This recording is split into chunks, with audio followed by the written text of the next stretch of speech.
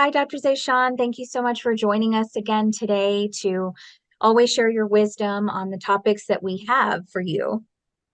Thank you for having me again, and I'm excited to, talk about another important topic that you have.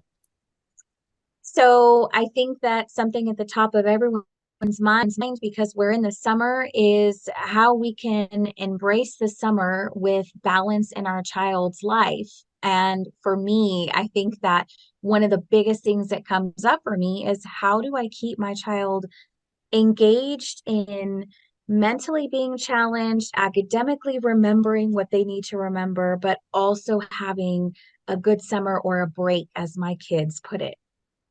I think that is definitely challenging for many parents, especially at this time of the year. So there are a couple of ways to do a balance activities, which include family, academic, playfulness, and the free time. Because many time I have seen parents, they are back to back summer camp, back to back, lot of structured activities, and kids that don't have the quality family time. And the family time may seem like that you're not learning or you're not doing lot of the exciting activities, but kids learn and they grow when they have some quality family time with the family, with the extended family members. So there are different activities that parents easily do depending on what the kids are interested. That could be artistic, scientific, physical, and it could be more outdoor activities. Outdoor could be going to the park, going to the water play, or going to the pool. And as far as the academic, if the kids are struggling in some subjects, so having some one-to-one tutoring, if the kids, so that kids have a balance kind of activities in all those three areas. Yeah, that's so true of finding that and thinking, okay, this is a way that we can have that balance. And I think for me, the next question that came up is what is a way that I can relay that in a healthy way to my child where it's not just nagging, you still have to remember you are on summer break, but I don't want you to forget everything. I know I mean well, but it's not coming across that way to my child. I think one thing I always remind parents, especially some parents who become too overwhelmed, that be mindful about your own unmet needs. What I mean on unmet need is that parents may, when they were growing up, they may not have that resources, but they have seen their friends doing all that exciting activities. And now, parents are successful, they have money, they have resources, and they want to do their kids to go to hiking, to have piano, to have, the golf, to have soccer, to have, all those activities. Those are all good activities, but just be mindful, is it just coming because you thought those are all good activities, and kids who are very smart, they are eloquent in talking, and they are cool, they have done all those activities, or this is something that your child want to do it. So have that conversation with your child where your child feel that he, she, or they have some ownership, he, she, or they have some interest into it, and they want to do it. Because I have seen parents getting too many expensive vacation, and they are boring for the children, and the parents already bought the ticket, and then this shame and guilt is bringing, I have got so many tickets, you should go to the nature, there are so many this nature park. But a 5 6 year old with a nature park, go figure what kind of fun activities they can enjoy.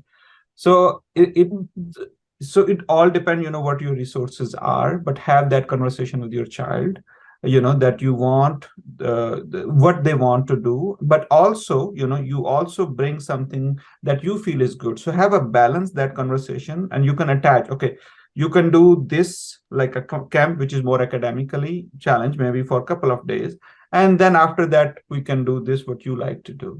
So as long as the child see that your parents are trying to understand and not force them to do, which a lot of kids feel, and they feel ownership. I have seen that, though this become more enjoyable and fun. Yeah, thank you so much for that. That is a wonderful way to look at it, especially because we can involve them in that conversation, have them be part of the solution and the planning. So I True. absolutely love that. Something else that came up for me is as a single parent, I don't often have the financial resources that maybe a two-parent household would have.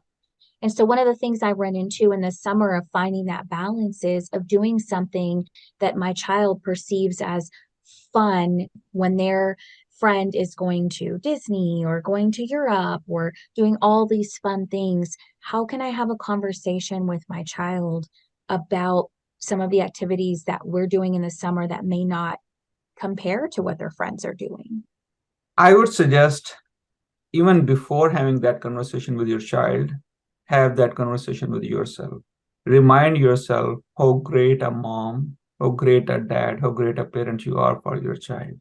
What kind of thing you have done for your child despite all those limited resources, and then remind yourself you have been throughout your life trying to do the best, within those limited resources for your child. So have that conversation with you first, because once you feel good, then that feelings and that emotion will become contagious. But if you come as a shame and guilt, oh my goodness, my child is missing out on these activities and I don't know how to have this conversation, how I don't know, so if you have that shame guilt inside of you, then that will also come across when you talk to them. So that's the first step. Have that conversation with you, remind yourself, all the great things you have done financially, emotionally, spiritually, all those things. And then have that conversation. Ask your child, start with, what they like to do during the summer break.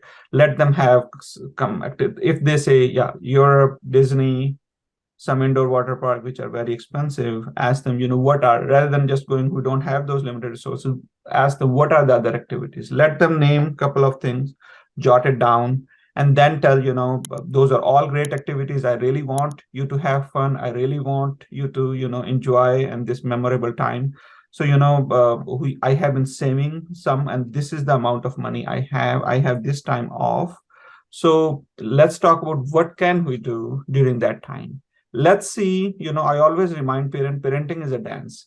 you know you say, let's see, what you can do in those resources, and they say, no, we don't want to do it. You always make us do things, and we don't have fun. And if it is triggering a lot, you can say, it seems like, I am trying to understand you and trying to share, but it seems like, we both are not having that a good conversation today. Can we talk again? Okay. Mhm. And then have that conversation with them, more exploration, more understanding. And then you can also bring, okay, maybe I can reach out to other parents. Let's say they like more outdoor activities, they like more the stories, they like more Disney, they like those kind of things. So what are the other activities that are possibly available, that you don't have to fly, that you don't have to live in those expensive resorts? What are other activities?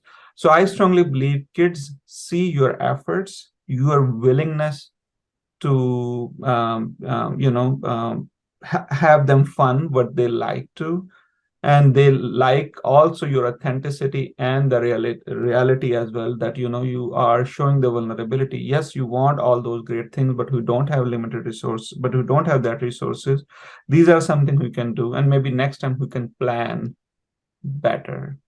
So having those conversation, kids may not like it in the beginning, but when they see the efforts, I hope, and I have seen it gets a good outcome. Rather than shaming them, you should realize how hard work I do, how much money I spend. My parents never did that. You should be appreciative. Kids in Africa, they don't have even water to drink, and you're talking. Mhm. So don't go that route, no matter how much inside of you want to do that. And I can definitely see how the other route, even though, like you said, they may not like it, and being honest and forthcoming and involving them in the planning, involving them in the solution, and being honest at I mean, that really has a great lesson in it all the way around. So thank you for sharing that. Of course. I think something that always sticks with me or when I have a few things that I can remember. So what would be 5 takeaways that we can remember as parents over the summer to keep that balance? I think the five takeaway, I would say the first thing is cultivate a playful environment, which depends on the kid's interest. If the kid is more artistic, more scientific, more physical, so whatever the child interest is, cultivate that playful environment. The second thing is to have a balanced structured activities with free time, schedule, some maybe camp, some other activities, but also have some free time in between. The third, which is foster a love for nature and outdoor. You may not realize how much the nature has power inside it, and it's most of the time is free. There are parks, there are outdoor activities, there are gardens, so explore those options. And then always don't forget to have a strong family bonding activities, visiting grandparents, aunts, uncle, having some play dates, cooking together, hiking together. Build those lifelong memories and cherish such moments, so ensures we have open line of communication and nurture these are the mutual love and trust that we can build during summer break. And the final thing, which I feel is very important, always validate to your child's feeling and emotion, and always stay true to yourself, be authentic, be realistic, and be okay to make mistake, and be okay to forgive yourself and forgive your children when you have some difficult time. Thank you so much, Dr. Zeshan. Always enlighten me to just view something so different. And I love those simple things that you shared, and love that I always leave these conversations feeling good and like I have a solution that fits. It aligns with me doing something different that I don't have to carry guilt with, and that I know that I am doing the best that I can, and I love that I can grow with what you share. So thank you for joining us and for being here, and I look forward to next time. Yeah, same here. Likewise. Have a good day. Bye.